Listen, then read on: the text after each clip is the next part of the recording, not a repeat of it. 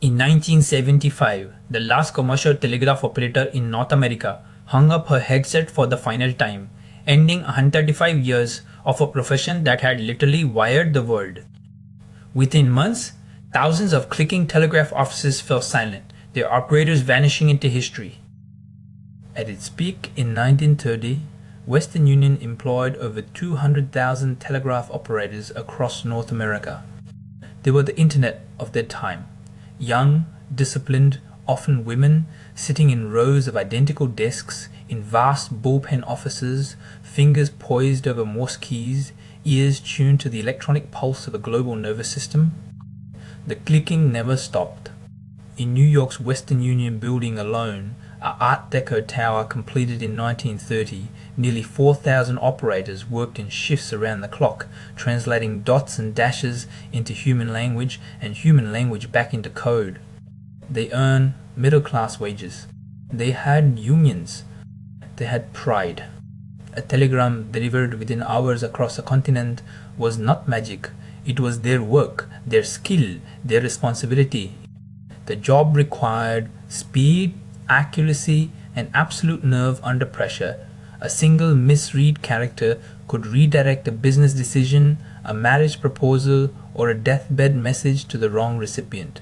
By 1960, automation had begun its slow erasure. Telephone technology advanced. Telex machines arrived. Young people stopped learning Morse code. The profession did not disappear overnight. It leaked away, operator by operator, office by office, a slow fade. No one called it a crisis at the time because no one believed it could actually happen. But it did.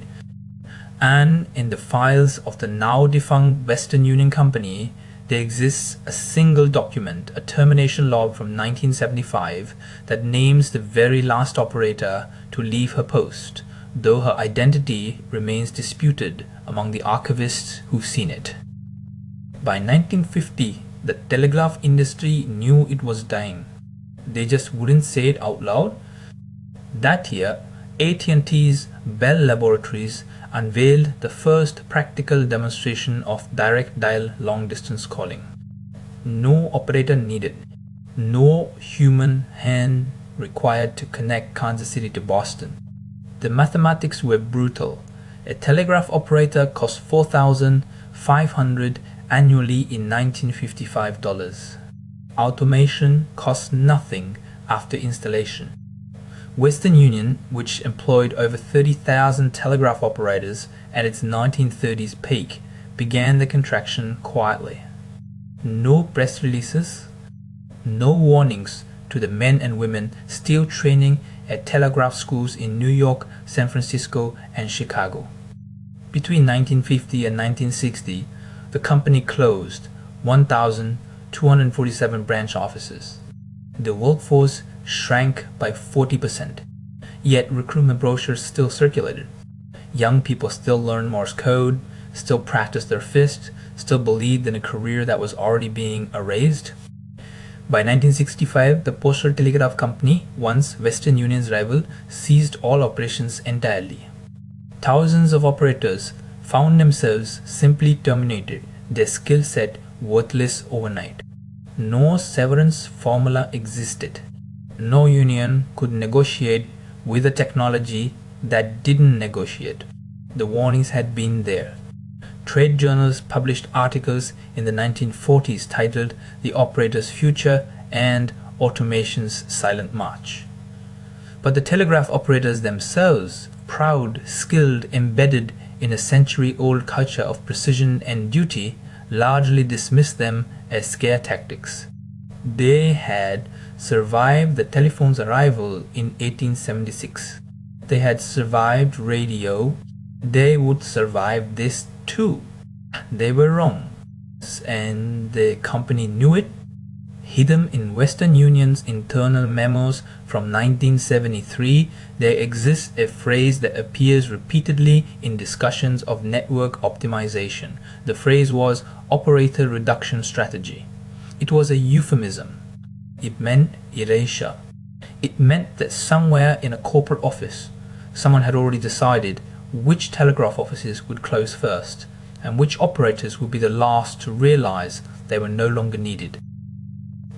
The erasure happened in stages, each one precise as a telegraph pulse. In 1956, the last commercial telegraph office in New York City, Western Union's flagship at 60 Hudson Street, began consolidating operations.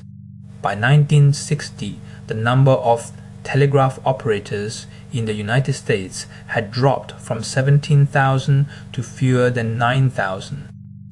The technology was already obsolete on paper, the economics just needed to catch up. In 1962, the FCC began permitting telephone companies to offer direct telex services, bypassing operators entirely. Western Union, which had dominated global communications for over a century, officially announced the phase-out in 1970. The company didn't fire telegraphers all at once. That would have been humane.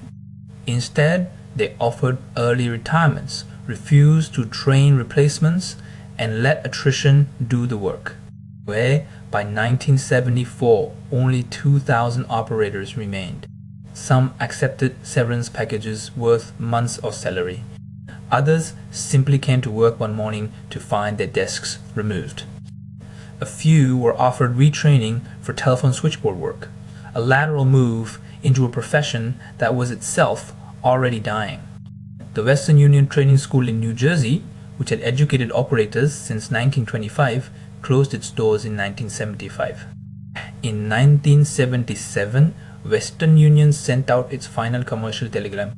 The company kept the infrastructure alive for another decade on nostalgia and legal obligation, but the operators were gone, dispersed into file cabinets and pension records. What nobody documented was what happened to the ones who had nothing else to be. By 1975, the telegraph operator was already a ghost. The profession that once employed over 21,000 Americans had contracted to fewer than 3,000. Western Union, which had dominated for 133 years, was shutting regional offices. Operators in their 50s and 60s faced an impossible choice: retrain or retire. Many couldn't. A telegraph operator's hands knew one skill. Their eyes read Morse code the way most people read faces. There was no equivalent job waiting. The psychiatric hospitals began to see them, not officially documented, but reported in union newsletters from 1968 onward. Operators checking themselves in for nervous exhaustion, for depression, for what we might now call obsolescence trauma. The identity collapse was real. In Buffalo, an operator named James Kowalski took his own life in 1973. The Western Union records noted only as employee separation. His family still has his brass telegraph key. Nobody knows what to do with it. The public narrative, though, told a different story. Progress. Efficiency. The telephone was faster, they said. Digital switching was cleaner. Automation was inevitable. The disappeared weren't mourned, they were erased by the logic of their own replacement.